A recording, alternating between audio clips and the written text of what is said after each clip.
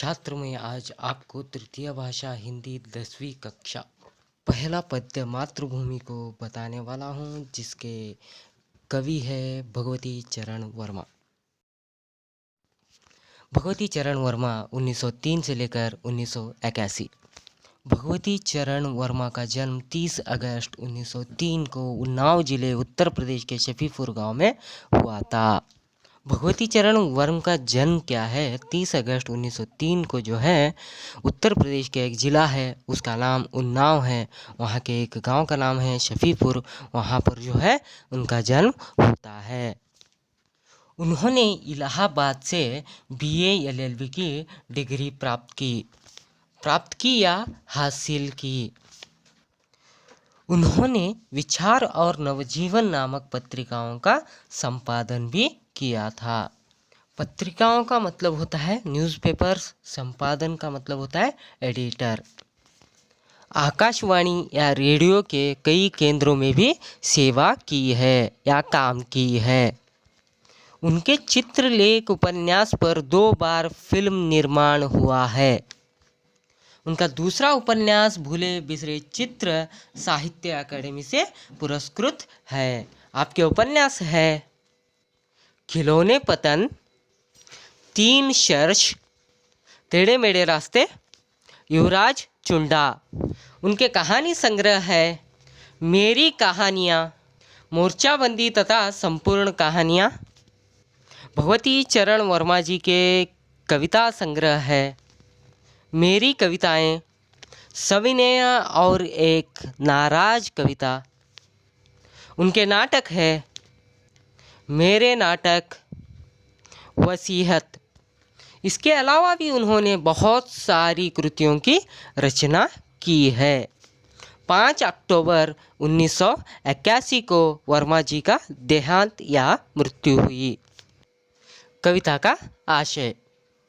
मातृभूमि कविता का आशय इस तरह है कि भगवती चरण वर्मा के नाम को हिंदी साहित्य में बड़े आदर के साथ या बड़ी इज्जत के साथ लिया जाता है। प्रस्तुत कविता में कवि के देश प्रेम की झलक दिखाई देती है।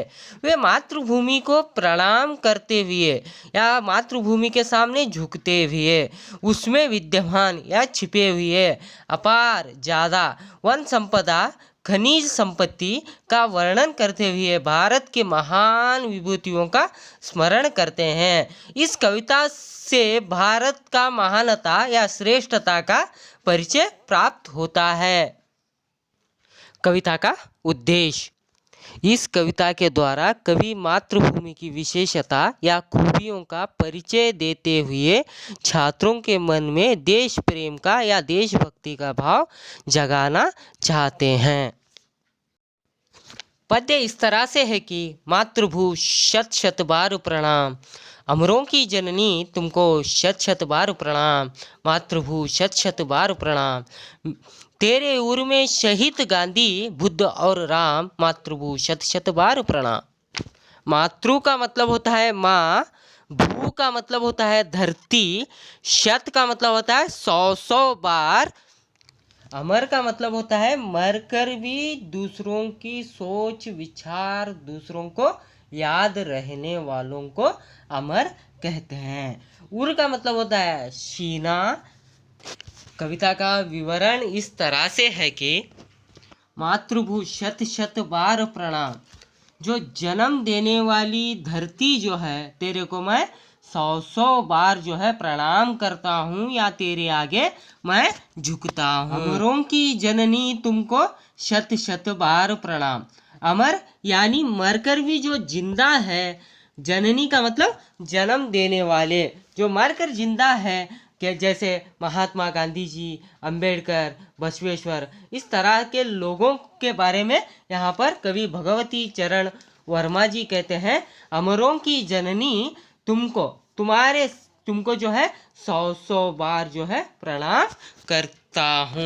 फिर कहते हैं मातृभू शत शत बार प्रणाम, यानी मातृभूमि या जन्म देने वाली धरती तेरे को जो है मैं 100 बार तेरे आगे झुकता हूँ। तेरे उर में शहीद गांधी, बुद्ध और राम। यहाँ पर भगवती चरण वर्मा जी यह बताना चाह रहे हैं कि भारत माता की सीने के अंदर जो है मरकर भी जो जिंदा है, जो शहीद बन चुके हैं, गांधी, बुद्ध और राम जो है आज तक भी भारत माता के सीने के अंदर समाये हुए हैं, आज तक भी भारत माता को याद है। फिर आगे कहते हैं कि मातृभू शत शत बार प्रणाम, मतलब जन्म देने वाली धरती जो है तेरे को मैं 100 बार प्रणाम करता हूँ, तेरे आगे 100 बार झुकता हूँ, कहकर भगवती चरण वर्मा जी इस पंक्तियों में कहते हैं।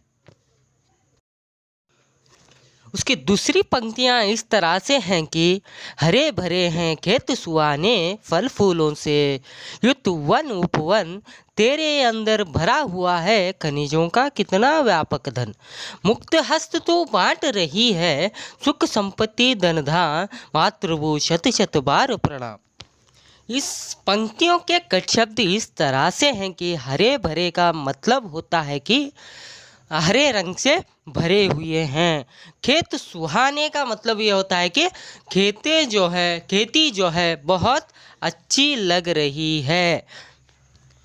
वन का मतलब होता है खेती, उपवन का मतलब होता है छोटी खेती। खनिज का मतलब ये होता है कि सोने से लेकर लोहे तक और हर तरह के जो ज़मीन से निकाले जाने वाले वस्तुओं को जो है हम लोग खनिज कह सकते हैं। व्यापक का मतलब होता है कि ज़्यादातर। धन का मतलब होता है कि पैसा। मुक्त हस्त का मतलब होता है कि हाथ खोलकर देना या बिना हिचकिचाए देना। इन पंक्तियों का विवरण इस तरह से है कि कवि यह कह रहे हैं कि यहाँ पर भारत की खेती जो है हरे रंग से भरे होकर जो है दिखने में बहुत ही सुंदर दिख रही है, कहकर कवि भगवती चरण वर्मा जी यहाँ पर कह रहे हैं। फल फूलों से युक्त वन उपवन, यहाँ पर भगवती चरण वर्मा जी फिर से यह कह रहे हैं फल और फूलों से जो है यहाँ पर खेती जो है छोटी खेती और बड़ी खेती जो है भर चुकी है, कहकर भगवती चरण वर्मा जी यहाँ पर बता रहे हैं। तेरे अंदर भरा हुआ है खनिजों का कितना व्यापक धन।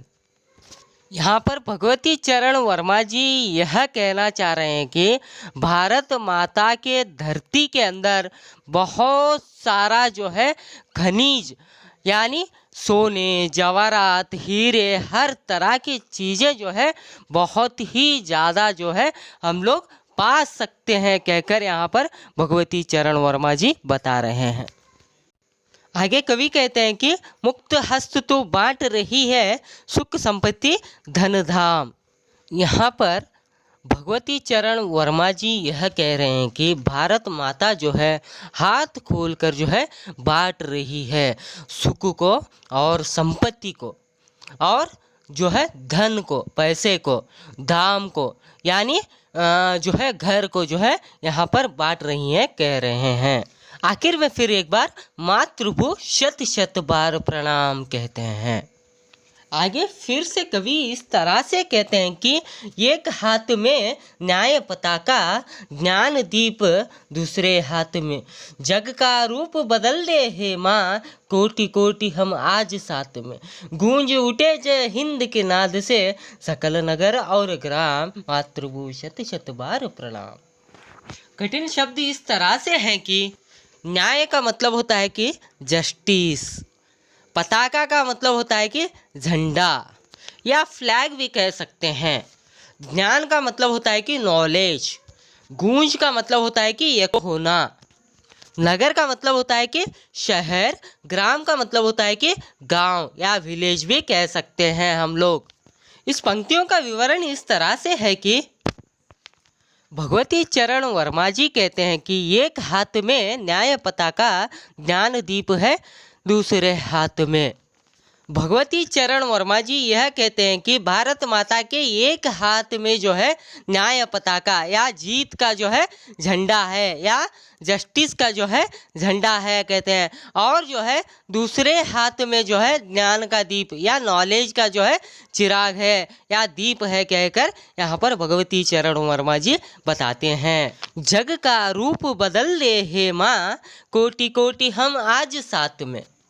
यहाँ पर भगवती चरण वर्मा जी भारत माता से जो है विनती करते हैं कि जो है पूरी जग के रूप को बदलने को जो है बोलते हैं। फिर बोलते हैं जो हम लोग करोड़ों लोग जो है आज तेरे साथ में हैं, तू क्या कर कि पूरी जग के रूप को जो है बदल दे कहकर यहाँ पर भारत माता से विनती करते हैं।